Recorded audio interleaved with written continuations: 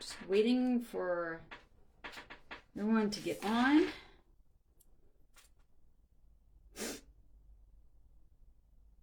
Well, good afternoon. Hello, my name is Carla Metzdorf. I am an anxiety coach for moms. I'm sorry, I'm getting messages. I'm an anxiety coach. I'm a certified health and life coach who works with moms to overcome anxiety, and I'm also admin to this group, Overcoming Anxiety for Stressed Out Moms Who Have Had Enough. Today, I am coming on to talk about something that is probably really near and dear to your heart. I want to discuss why do we feel so anxious when we go through the changes of life? So as you come on, say hi. I have a little bit of an issue today. My computer, I don't know what's going on with it. It's not functioning. So all I have is my little phone. So listen, I can see who's coming on, but I don't always get to read comments. So if you have any comments, any questions about anything I'm saying, you may have to ask me later in Messenger or put the comments in later. But try it. You know, the only way I know if you need clarity or if you need to hear anything else from me is for you to put a comment in, and hopefully I'll be able to read it on my phone. So let's talk about this. Why do we feel so anxious as we're going through changes in life? Changes in life meaning we get our period, we have a baby, we are postpartum, we go through premenstrual syndrome, and then we go through menopause, premenopause, and we go through postmenopause. And I forgot to do my phone. We go through menopause and postmenopause. So this has to do with our hormones. You all know we have hormones. You know that very well. We have hormones and neurotransmitters. So what I like to do is I like to give definitions because I want us to be on the same page. I always want you to understand what it is I'm talking about. So what are hormones and neurotransmitters? They're both chemical messengers, okay? That what they do is they are released into the body, and they basically instruct the body, tell the body how to function. Okay, they give like instructions. Now, of course, there's a difference between hormones and neurotransmitters. The biggest difference is, the hormones are released by the endocrine glands, which is basically the thyroid, the adrenal glands, the pancreas, and they're delivered into the bloodstream. But see, with hormones, they take time to do their job. Okay? They take the time to do their job, and whatever their job is, it lasts a while. And whatever the hormones do, it affects the whole body. Now with neurotransmitters, all right, they're released by neurons. Neurons are the cells in your nervous system, okay? So neurotransmitters are released by neurons, and what they do is they send signals between the neurons. The signal crosses the gap called the synapses between the neurons. And between the neurons, the muscles, and the glands. They actually work pretty fast, but for a short period of time. And they also target very specific parts of the body. So hormones, okay, they take their time doing their job. And they take their time to do their job, but they last for a while, whereas neurotransmitters, they work very fast and they're very short-lived. Hormones affect the whole body, whereas neurotransmitters, they're very specific to what they do. All right? There are some chemicals in our body that are both a hormone and a neurotransmitter. Okay, not all of them are either that or that. Some of them are both. For example, adrenaline. Adrenaline, which we all know well, it's a stress hormone, can be both. It's found in the blood, and it is also found within our central nervous system, going through, secreted by the neurons. Okay, so that is what a hormone and a neurotransmitter is. And as I said, if you're just coming on, my computer is down to, I don't know what is going on with it. It's not an old computer, so I'm a little concerned, but I can't boot it up. I'm having issues with it today. So if you have any questions about anything that I'm saying, try to post it. And hopefully I'll see them on my phone. Sometimes I can and sometimes I can't, and I don't know why. And if anything, I'll get it later and I'll answer it later. All right. So that is my definition there. So now, those chemicals that I'm talking about. Now, what I'm going to talk mostly about today are the sex hormones, okay? Because what we all are talking about with our anxiety is we say, I'm in perimenopause, I'm in menopause, all right? And that affects the sex hormones. That's because of the sex hormones. And the sex hormones affect the feel-good hormones, all right? They have a lot of reasons why we have to really work at getting those feel-good hormones to work. So we have estrogen and progesterone, okay, that do the majority of the work whenever we go through a stage of life, okay? Estrogen is the primary female sex hormone. Now, estrogen is really important for our development from the time we were like a little girl going into puberty, for the regulation of our menstrual cycle, and then when we get pregnant, it helps us to have a very healthy pregnancy. It affects our mood and memory. It helps with bone health, cardio health. It also promotes healthy skin and hair. And progesterone, okay, and estrogen too is really responsible. It really helps with the production of serotonin. Serotonin, which is made in the brain and the stomach. On the abdomen. Okay, or we should call it the gut. We'll say the gut. The progesterone, okay, now, this is a hormone that works very well with estrogen, okay? And its main focus really is to help us. It works with the estrogen and all the things that I just said that estrogen does. But its main purpose too is it helps with the production of GABA, okay? And GABA is a really important hormone, okay? That it's in the brain, the nervous system. Whenever we don't have enough GABA, the nervous system feels on edge. We feel very on edge. But GABA is very important because it helps with the stress and the anxiety.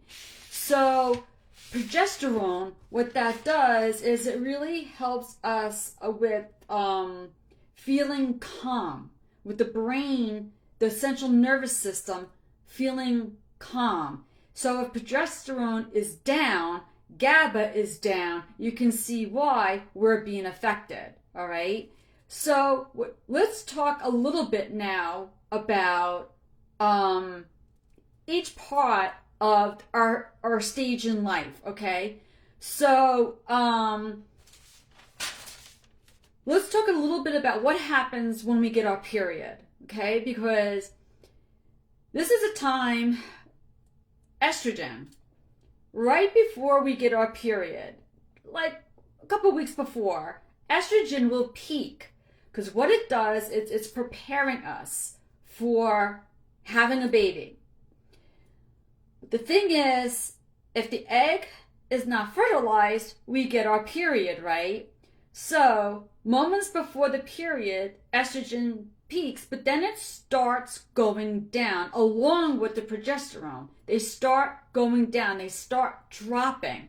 And as they do that, they're working together now, okay?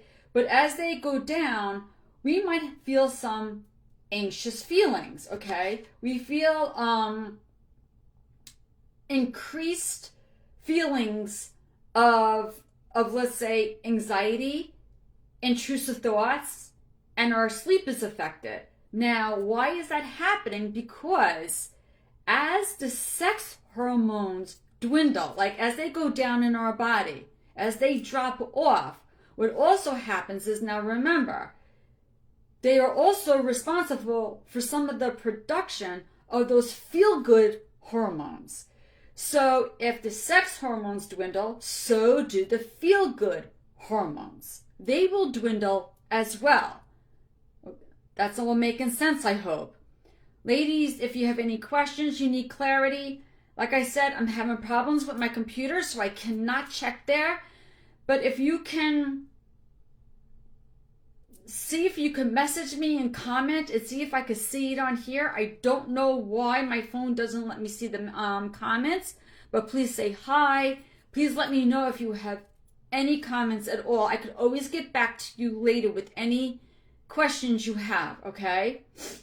But I hope you're following me right now, okay? So your sex hormones, okay, are also responsible for the production of those feel-good hormones. I'm talking about like serotonin, GABA, dopamine, okay? So what's going to be affected with your period are things like you're going to feel maybe some anxious feelings, all right?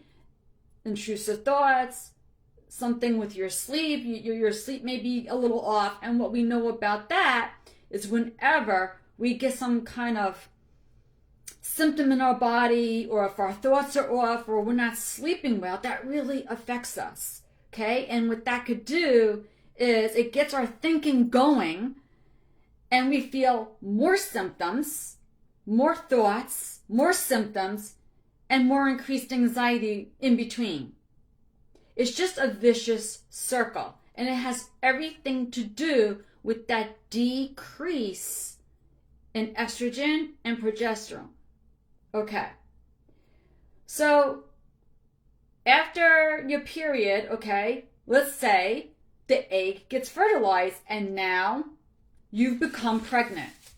So during pregnancy, okay, now estrogen and progesterone, what they do is they increase, okay, because they're really preparing your body for that pregnancy. Okay, because your body goes under a lot of stress, right? They're really prepping you now, okay? So, but between, in those 9 months, those hormones are going to fluctuate. And when they fluctuate, you're going to feel it. So your mood is going to change. You might feel some fatigue, nausea. You might get food cravings. So, this is why when we're pregnant, some of us are different than others. Some of us feel a lot of symptoms when we're pregnant, and some of us, we have it a little bit easier. We don't feel as much. Some of us crave a lot, some of us don't.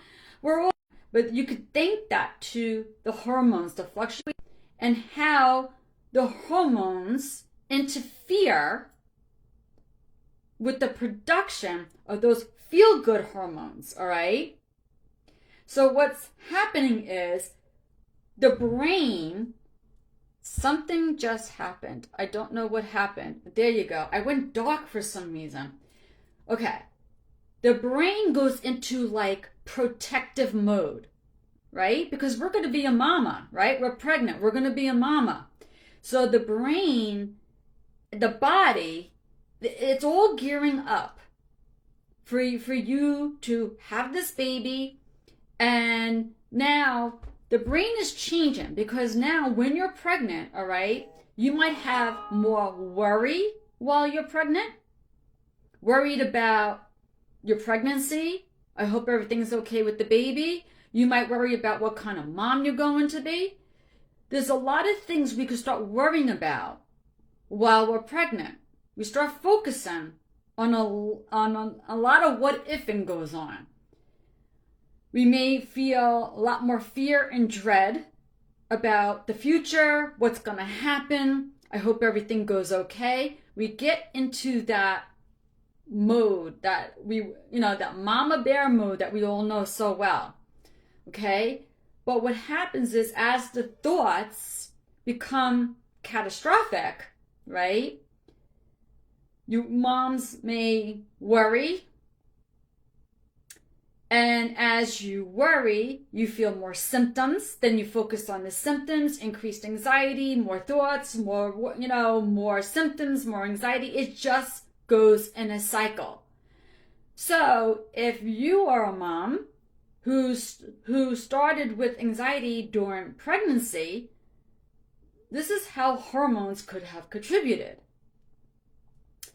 But what happens is, once you have the baby, usually, now, it's not that the hormones go back to normal. Sometimes they do. And now you are, after the baby, the post. I'm trying to find my outline for that. Sorry. Oh, yeah. After the baby. Sorry, I have so much to tell you that I just have an outline for everything, just so that I make sure I touch on everything. Okay. Now, after the baby, some of us, we feel ourselves. But some of us do not feel ourselves after a baby. Sometimes we have a great pregnancy, but after the baby, we get a little depressed or we feel more anxiety. It could go the opposite way. Or we're anxious during our pregnancy and we're okay after the baby, or we're anxious both times. Everybody's a little different. But if you're feeling a lot of anxiety during postpartum, okay, so as I said, your hormones are fluctuating a lot when you're pregnant. But after delivery, that estrogen and progesterone, they drop a lot, all right?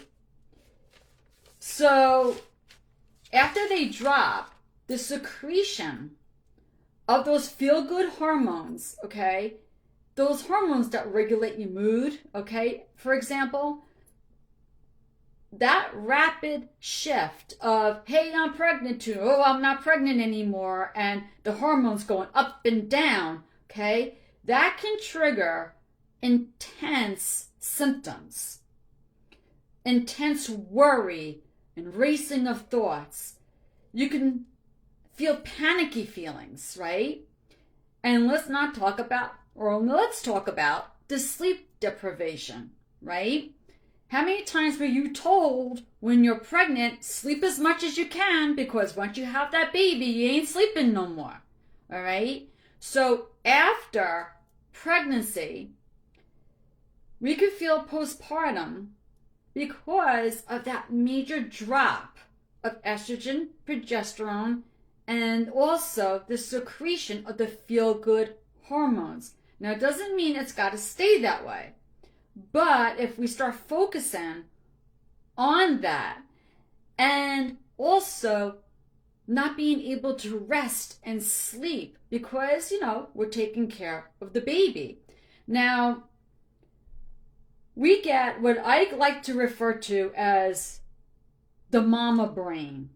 Now we are moms. We're thinking with a different brain. We went from single and carefree, meaning without child, not without husband, to all of a sudden now we have this little child we have to take care of, right?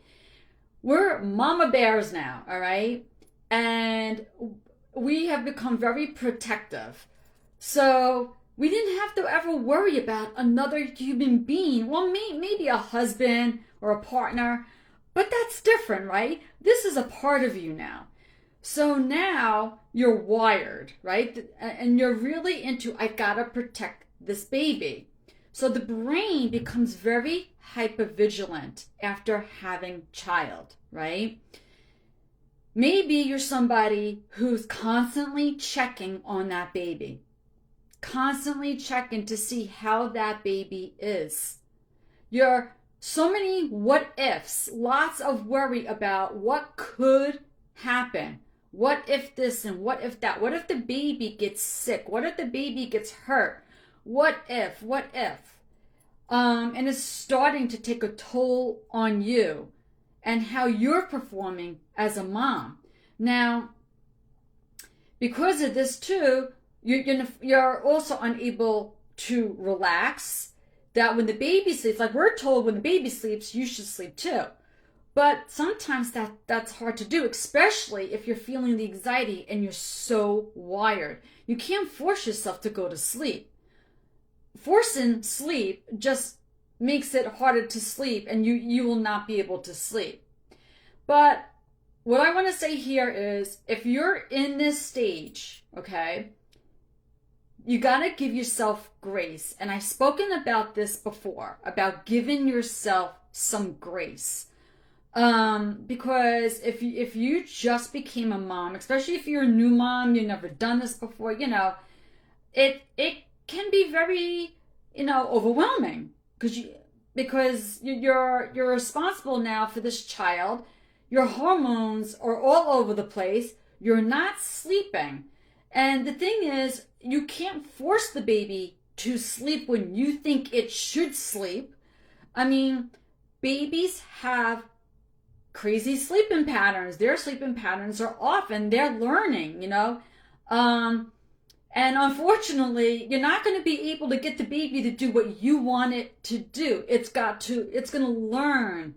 And until that happens, you gonna have to work around it, until you and the baby get to know each other and the baby learns. I mean, and the thing is, from baby to baby, what happens is we compare our children. I had a baby who slept all night and then the second baby's not sleeping, so then we think there's something wrong, or vice versa. Or we compare our children to our friends' babies. That baby sleeps all night. My friend's baby sleeps all night. My baby, I can't get to go to sleep. What's wrong with the baby, or what's wrong with me? Am I not being a good mom? I don't know how to do this, So what I'm going to say is, you got to give yourself grace. You need to give yourself grace as a new mom. Or even if it's your fifth child, you need to give yourself grace. All right? Because every baby's different, and who you're being after you have this baby, you may have not had postpartum with the first or second baby, but maybe you had it with the third or the fourth, or vice versa, or our hormones, things could be different depending on what else is going on in your life, So give yourself grace if you're a first timer, because the thing is, or even if you're not a first timer, you just went through labor and delivery, which could be kind of harsh. The pain, the trauma of it, depending on what happened. You had a lot of blood loss. Did you have a C-section? That's surgery. When you're pregnant, postpartum, there's a lot of physical stress that takes place, right? You got to give yourself grace, because this physical stress increases cortisol in the body, leading to more symptoms. You already have a lot of symptoms. Now you're feeling more symptoms, right? And then you're going to be like, I feel like crap. And you're going to start talking really negative about you. And you might even be talking negative about the baby. But hey, listen, Mom, give yourself some grace. Because that physical stress I'm talking about is going to increase anxiety. But what you're going through You are not alone. Okay? This happens to the best of us. As a mom, we want to be the best mom, right? Our goal is to be a great mom. I mean, now we have this like little being and we never had responsibility for. So we could get very fearful, right? Can anyone relate to that? Who became very fearful when they became a mom? The what ifs were going off in your head. What if?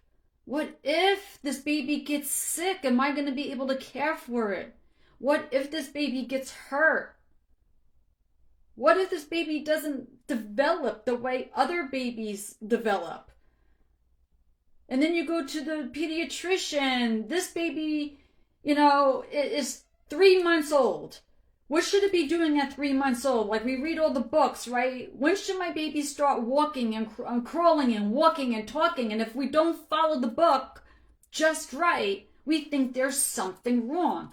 Being a mom is the hardest freaking job in the world, ladies. And now I'm talking about babies right now, but it don't get any better when you got adult kids. Take that from me, please. So there's a lot of pressure on moms, okay, to do it right. We want to do it right. So it's no wonder, okay, during pregnancy and after pregnancy, we have all this anxiety. Our hormones are up and down, up and down.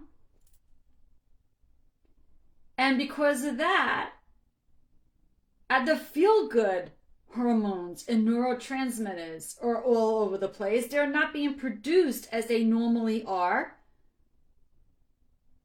And we may not be taking as good care of ourselves as we're focused on our baby, because we're working with that mom brain now.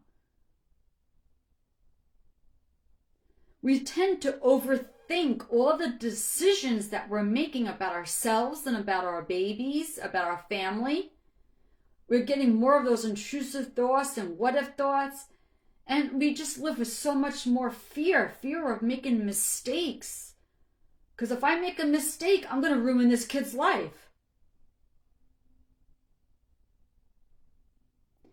So this is what happens, hormones at this stage of life.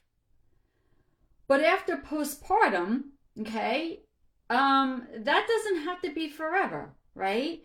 Because you're going to get your period back and you might have more children and then your period and more children until you reach, now usually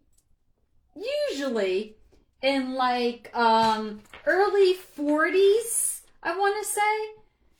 It could be early 40s. Sometimes it happens before then. Some of us are lucky where we go through perimenopause early. I mean, I'm being very sarcastic here.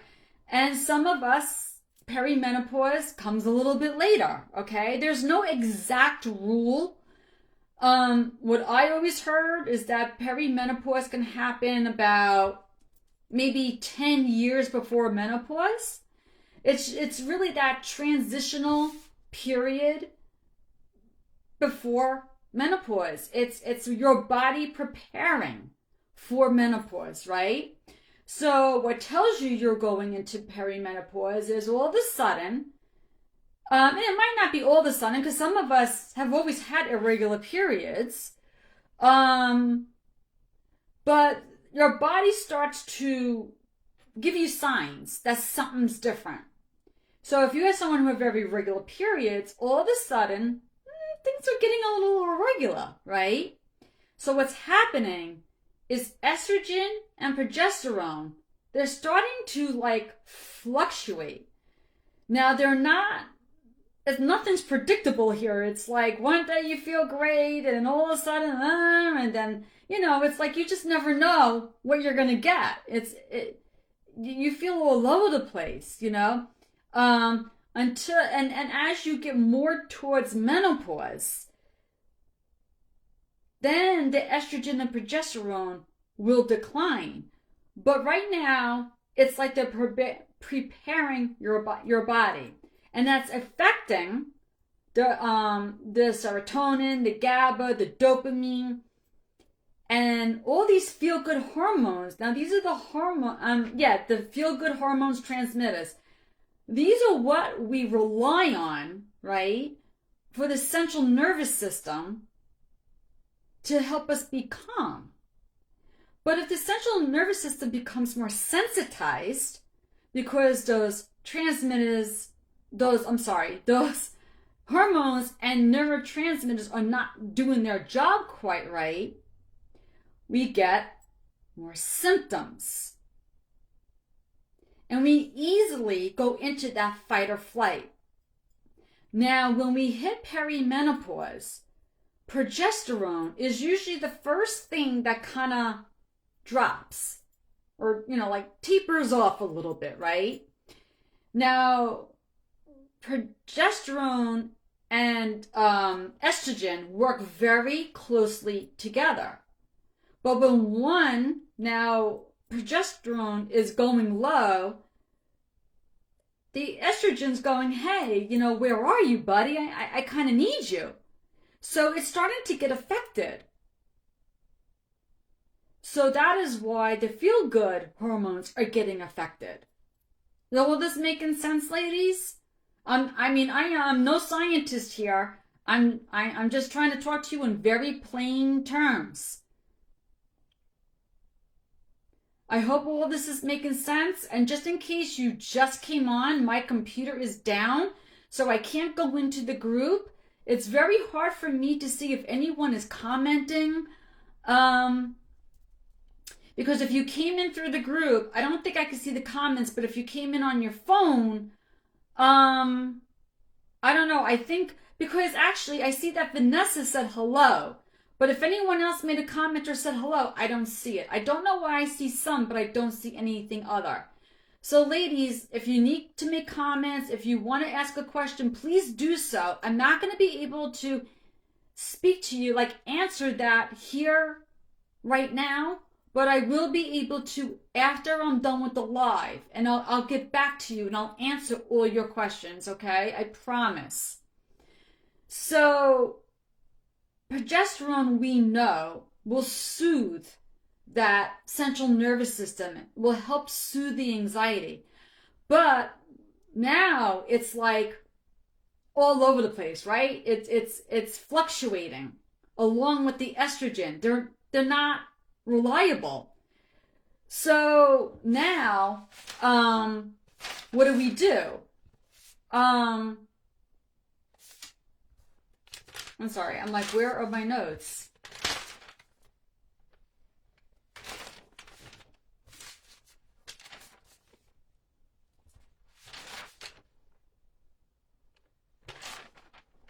Okay.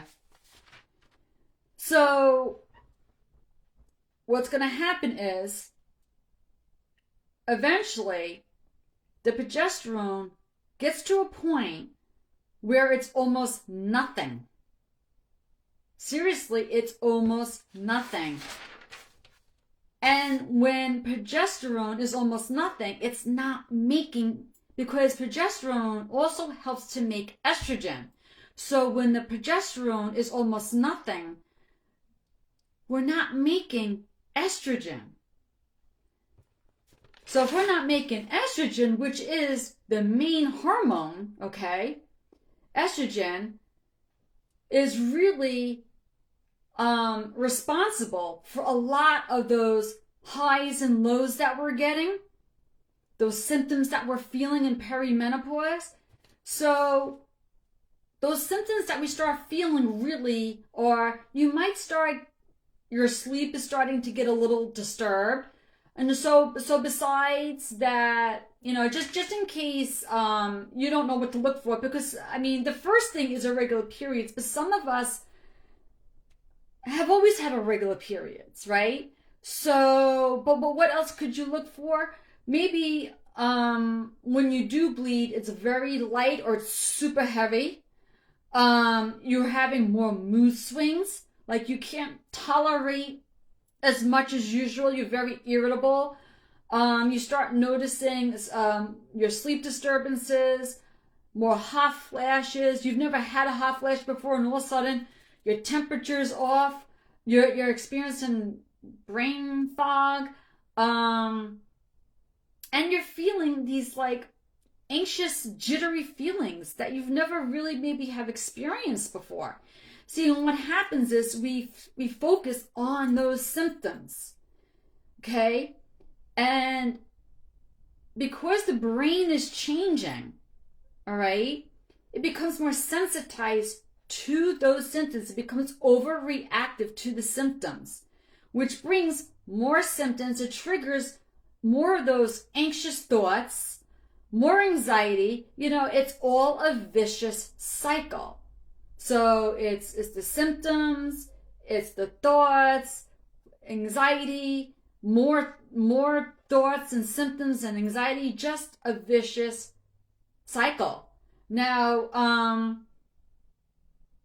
what happens is those symptoms that you're feeling, they are hormonal, but the brain doesn't understand that sometimes. And what we do is we feel these symptoms and we think, what's wrong with me? Why am I feeling that? Am I having a heart attack? Am I having a stroke? Am I having an aneurysm? What is wrong with me? Do I have cancer? We misinterpret all those symptoms that we get. We don't understand them. So when we can go 12 months without a period, that is telling us we just went through menopause. Okay? Now, you might go to the doctor and say, well, I've been 5 months. Okay? That's not, perimenopause is all the symptoms leading up to it. When you stop having a period at all, now you're entering menopause. Okay? Menopause, okay, is the estrogen is really all-time low.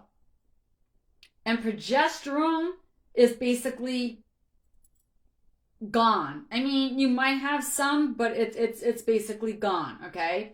So the brain, or the central, because the brain is part of the central nervous system, okay? They regulate you differently now because, like I said, the estrogen, the progesterone, really helps with the production of those feel-good hormones. But if you don't have the estrogen and the progesterone there now to help with that production, where are you getting those feel-good hormones from? So now, you are really feeling those symptoms. I mean, so they're basically the same symptoms of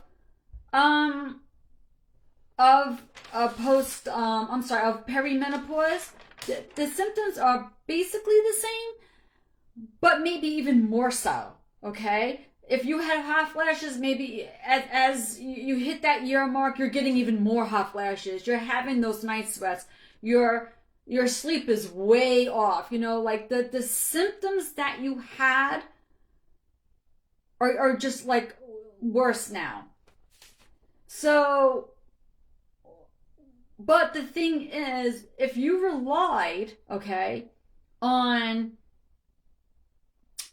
the hormones and neurotransmitters to always make you feel better, what are you going to do now that you hit menopause and the body's no longer producing them as they were?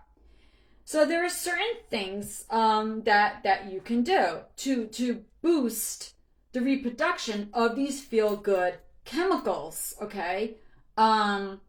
So post-menopausal basically is the time period, this is 12 months after menopause. Because once you can go through the year, hopefully you can go a year. Because I know people who went a year and actually got their period and had to go another year. You are not considered through menopause until you can complete a year with no period. If you can go 13 months, 14 months, I had to go 14 months, I think, because I think I started, and this is maybe TMI, but I'm one of those that I almost hit a year and boom, I got my period and it was like, oh, and I had to start over.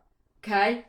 So some of us have to go through that, but that is a lot of more hormones just fluctuating all over the place and dealing with symptoms and thoughts and focusing on that. And yeah, so this is where, like last week, ladies, I talked a lot about how anxiety is not just mental, right? It's also physical. What I'm talking about today is showing you how anxiety, just one aspect of it, how it could be very physical. Because the one thing a lot of us complain about are our hormones. Or, should I say, whatever phase of life that we're in. We'll say, oh, I'm in menopause right now. Or I'm I'm premenopausal. Perimenopausal. I get my period, and I get my period so heavy, and when I get my period, I feel like I think I'm going crazy. But this all explains that, okay? So if you're just coming on, this is what we're talking about, and you could just watch what I have already said. So in menopause, now estrogen, all-time low, progesterone is basically gone. You don't have these two things helping with the secretion of the feel-good chemicals in your body, all right? So postmenopausal, the months after menopause, all right? Now, this is a time where we need to do something different. If you haven't already, this is the time where we need to maybe make some lifestyle changes. All right? So we need to do things to boost our serotonin, our dopamine, our GABA, endorphins, all those feel-good chemicals. What can you do? Lifestyle changes. Now, sometimes these lifestyle changes are not easy to do. Some of us are not keen on, changing our diet or doing a lot more exercise.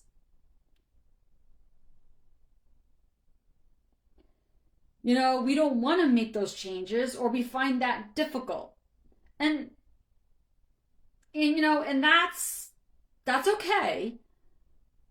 But that would be a way of doing it without having to turn to medication. That's an organic and a natural way of dealing with hormonal changes. Always lifestyle. Whether you're you're just getting your period, whether you're pregnant or you're after pregnancy, you are not just postpartum, but premenopausal, menopausal, or postmenopausal, okay? Lifestyle changes is a great way to deal with any stage in life. Maybe it was just me, but I remember being in high school. My periods were very painful. Very painful. And there was a part of me that thought that, I didn't know this at the time, but I'm thinking, as I got older and I learned about this, I believe that I had PMDD, which is a very debilitating way of getting your period. I mean, it's all the ways you get your period, but but it was just it's just more painful, okay? And I remember I had to go on birth control pills because it was the only way I could deal with the pain. Because I got it, well, in high school, okay? Do you remember being in high school? Let's start there. Or even junior high school, where you would go to gym and you would say to the gym teacher, I can't play gym today because I have my period and I feel like crap. How many of you have done that? I know I tried that. And all the gym teacher would say is, too bad, because that is great for your period. So that never was a good excuse, because the gym teachers knew better. They knew a lot more than we did because they were already grown women, okay? They understood that exercise, movement was great to boost those hormones that are being suppressed right now. Now, pregnancy, we all do pregnancy different. After pregnancy becomes hard to take care of yourself because now you have a baby, but always prioritizing sleep, movement, and eating healthy is a great thing for you to do for all stages of life. Now, I understand, as I was saying before, it's not easy for everybody. There's nothing wrong with you wanting to take an antidepressant to deal with your hormone fluctuations. And in menopause, a lot of women will start going on hormone replacement therapy or taking progesterone injections so that they can get the benefits that they used to get when their body did make estrogen and progesterone. Healthy levels of it, I should say.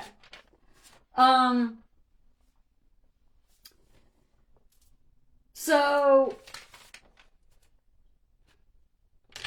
I forgot what I was going to say next. Forgot what level I'm up to. That's why I have an outline, ladies, because I forget where I'm going to blame it on. No, it was after menopause. Okay, I know what I was going to talk about. If I could just find it. What I want to talk about too is not just the sex hormones. The thyroid hormones have a lot of play into why you're feeling anxious during the changes of life, okay? Your thyroid changes with those changes of life, okay? The thyroid is responsible for metabolism and energy, body temperature, and mood, right?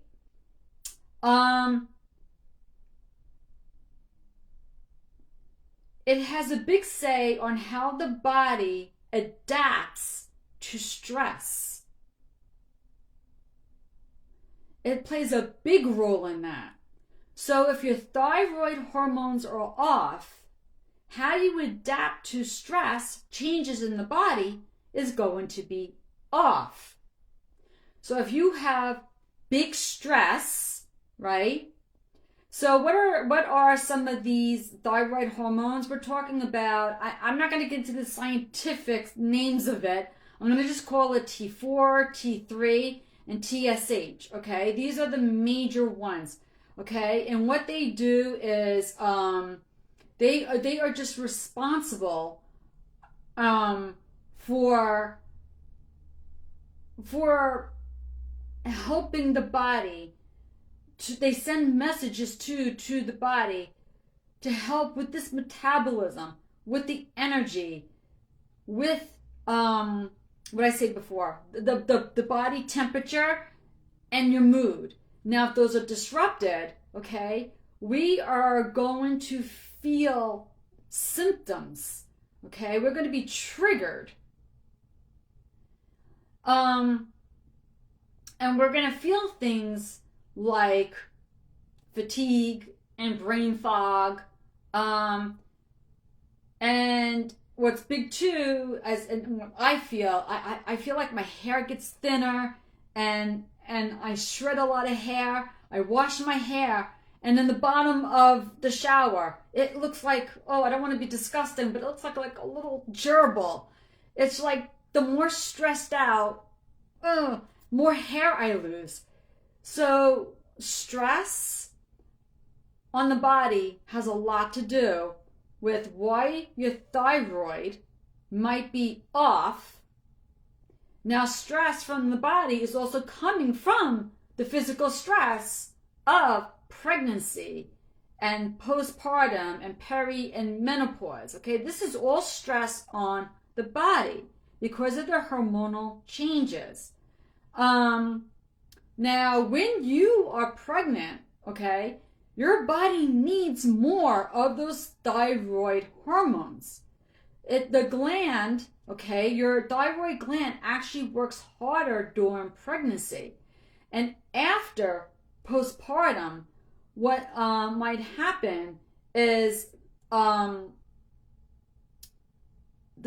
your body can go from a hypothyroid to a hypothyroid. So in other words, you either have too much or too little of those hormones, and you slip back and forth, causing more stress on the body.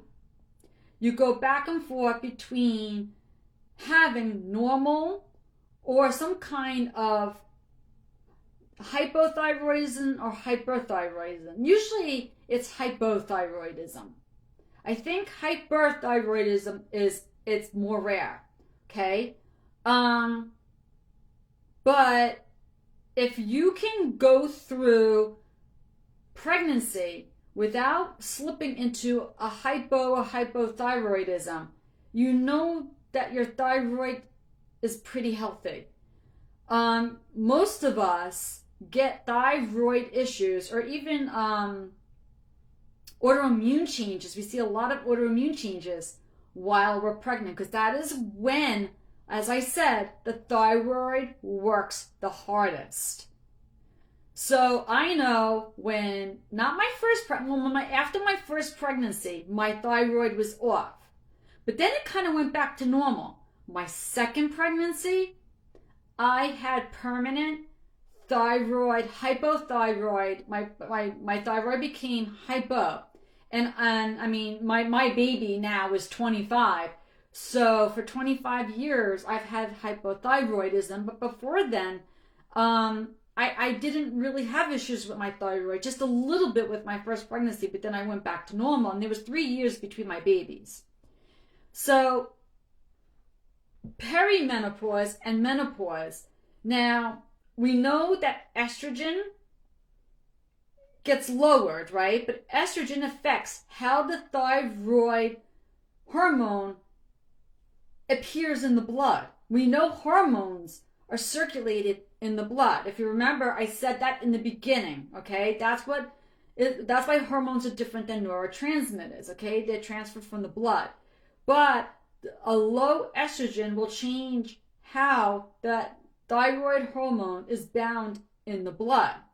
So the other problem is that your thyroid, when it's not working right, you have symptoms, right? But those symptoms overlap with the symptoms of perimenopause and menopause. They feel basically the same. So if you, okay, are, let's say, feeling change in temperature in your body, you're feeling irritable, you're feeling tired, you're losing your hair, you feel brain fog. I mean, there's two, ways of thinking here. Is it my thyroid or is it my hormones? Sometimes it's very hard to tell where these symptoms are coming from. Is it a little bit of both? So you're feeling anxious because, again, the hormones are not signaling well with the central nervous system. They're not working well together, and you get this internal anxiety feeling. The cortisol level goes up. okay? And the other thing is the brain becomes very sensitized to all these symptoms that you're getting.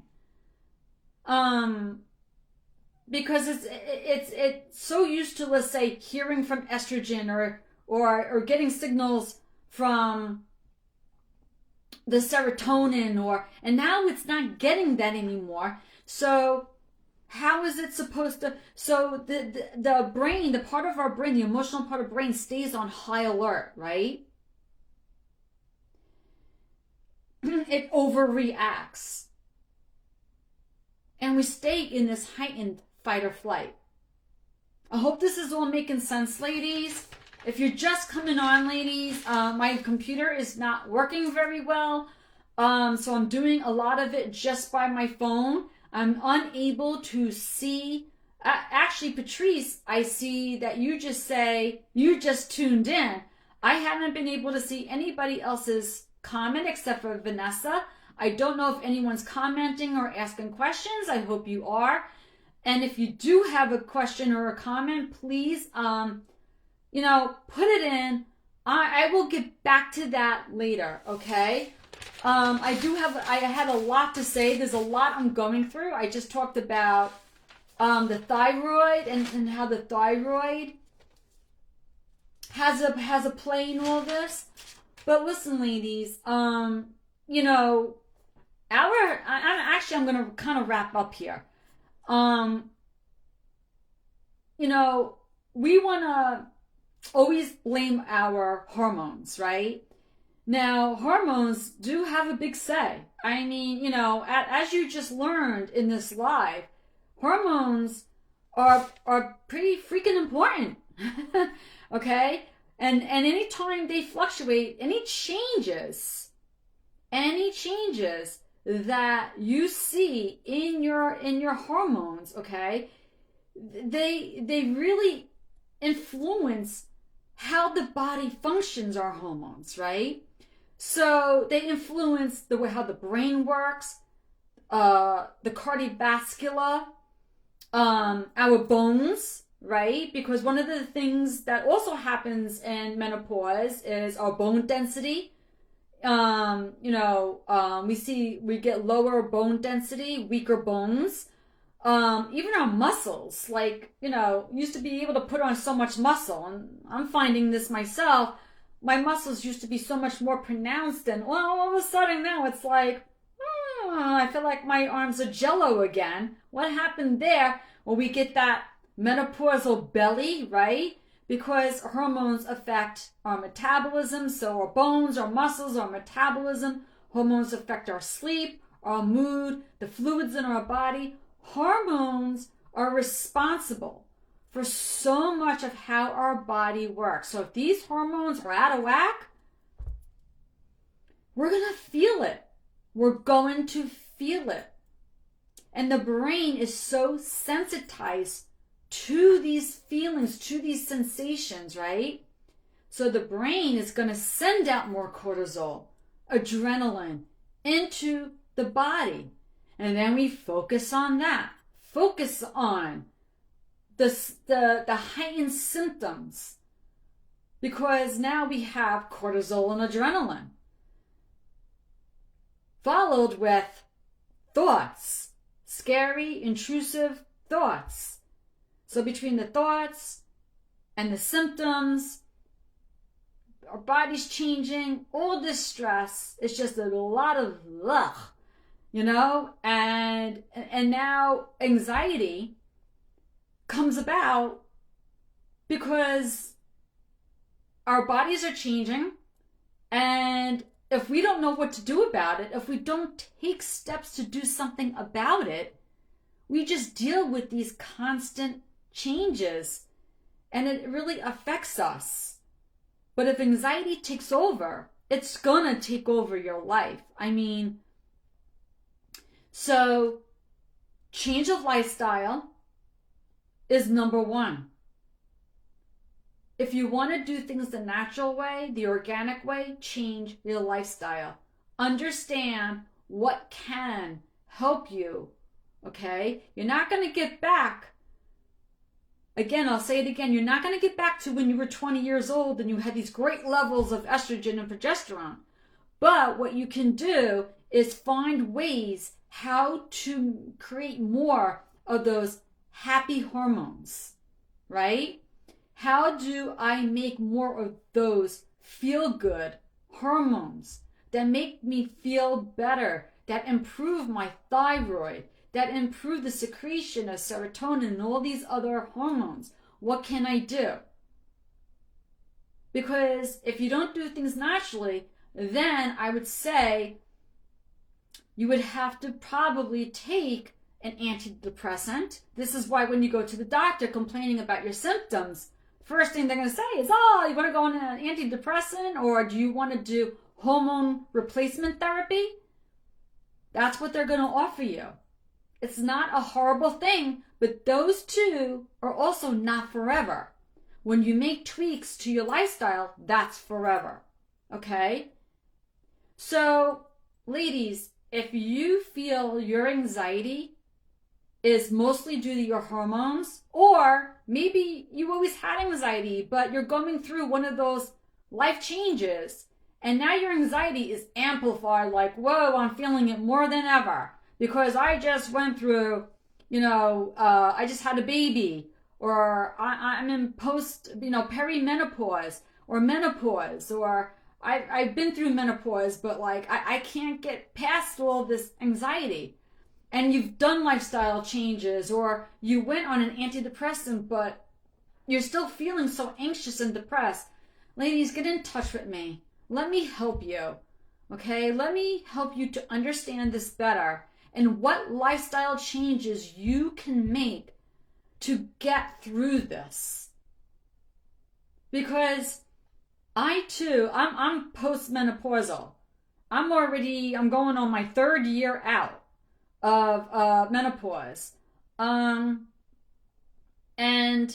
I have to say, I have loss of hair. My hair, it just feels thinner. I used to have such thick, curly hair. Now my hair is just so thin. You see the faces I'm making? It's just so thin. I feel like, oh, I don't know. And believe it or not, my hair is not as curly as it used to be. It used to be a lot curlier. The curls are changing. I'm having a gut issue, meaning like I feel like there's a little, I don't feel like I'm fat, but I feel like I have a little bit of that menopausal belly that I'm finding it hard to come off of, but I'm working on it. And over the past year, I've seen a lot of progress. And of course, I'm working on myself, because as I work on myself and I have success, I know I can help you. So I've been doing a lot of things to help myself because I don't have a lot of symptoms. I'm not tired. I do have spotty sleep. I sleep well, but every once in a while I'm wired and I don't sleep as well, but I know what to do with that. I don't get any anxiety about it. I don't make a big deal of it. There are things that we could work on together to help you get through each of these stages of life. And of course, I know anxiety. I understand what it takes to overcome it. So if you've been dealing with anxiety for so long, the majority of your life, since the time you hit puberty, or since even before then, as I say, anxiety is multifaceted. Maybe since you're a little girl, you've had anxiety for different reasons. Let's go through it. Let's understand what you're experiencing and why, and how one of my programs, working together, we can help you to get through this stage of life, to get through, to overcome anxiety. So anxiety doesn't take over because you understand what it is that you're experiencing. You understand now what you got to do to overcome it.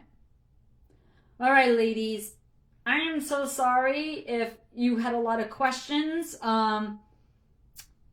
and I was not able to answer them today.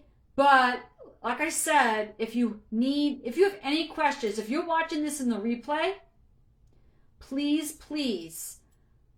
give me a comment, message me, whatever you got to do, because I don't know why I couldn't get on my computer. I got to kind of work on that right now because I need my computer.